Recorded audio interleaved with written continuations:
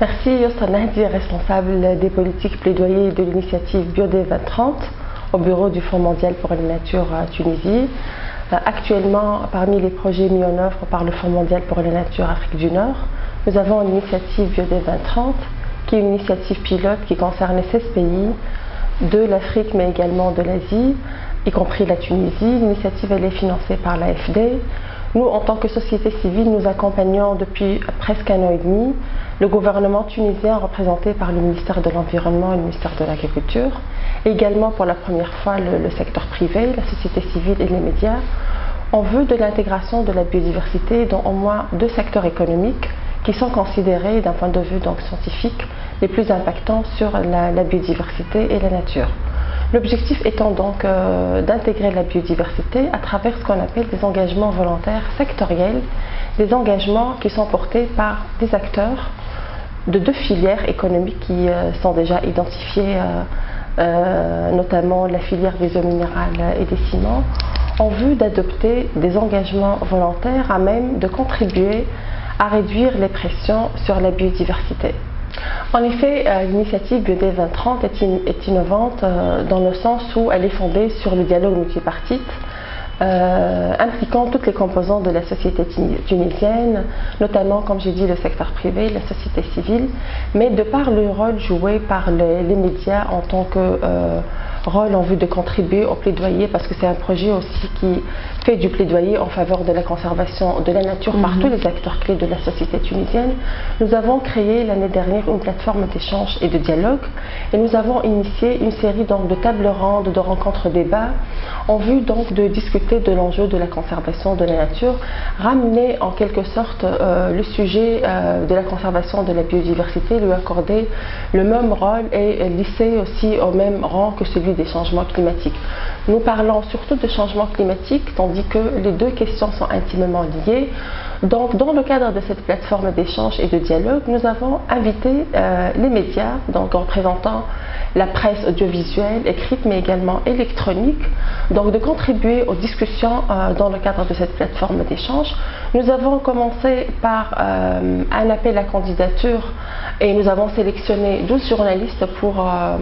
faire une action de formation de terrain, mais également elle a combiné des échanges théoriques et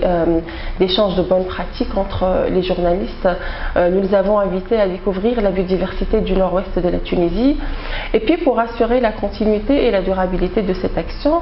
nous avons convenu d'organiser mensuellement une rencontre débat, un rendez-vous mensuel avec ce même groupe de journalistes pour continuer donc ces échanges. Et depuis, nous avons organisé avec nos partenaires, les Nations Unies, avec le ministère de l'Environnement et récemment une rencontre nous avons organisée sur la filière des eaux minérales. Nous avons organisé 4 rencontres. Et là donc, la semaine dernière, nous nous avons invités à débattre d'une question qui est au cœur donc, de l'initiative BioD 2030, les engagements volontaires dans une des filières identifiées dans le cadre du projet. Concernant le choix des filières économiques sur lesquelles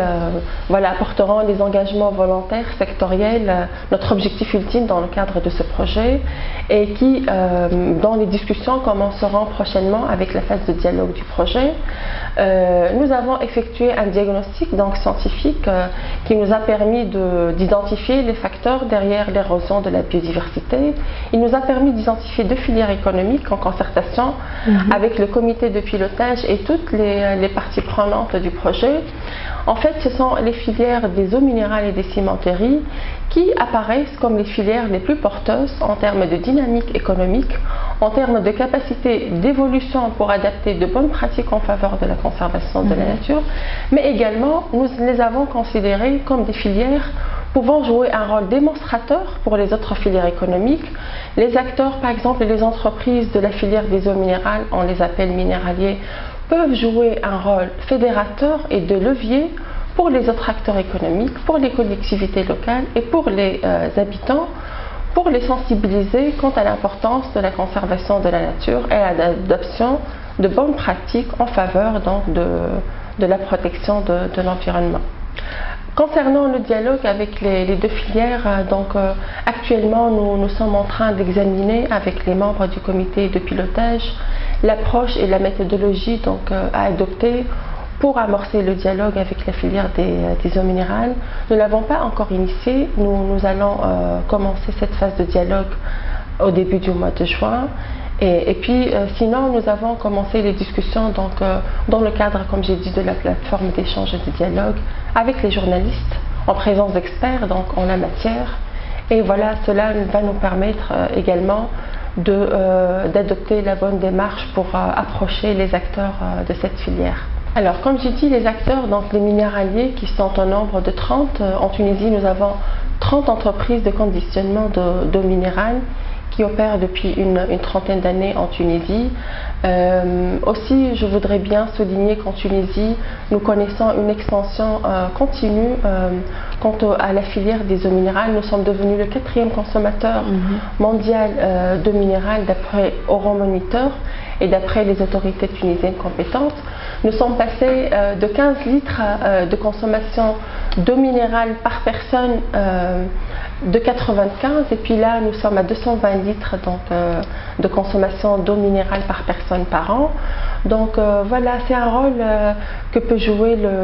la filière, un rôle de fédérateur, de levier, de démonstrateur, donner l'exemple à d'autres filières qu'il y a des leviers sur lesquels on peut travailler pour adapter de bonnes pratiques en vue de réduire les pressions sur la biodiversité, comme je peux citer par exemple la question de la réduction de la pollution plastique, parce que dans cette filière on produit par heure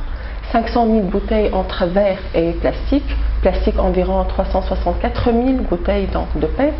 et là c'est un angle sur lequel on peut appuyer tous les efforts qu'on est en train de mener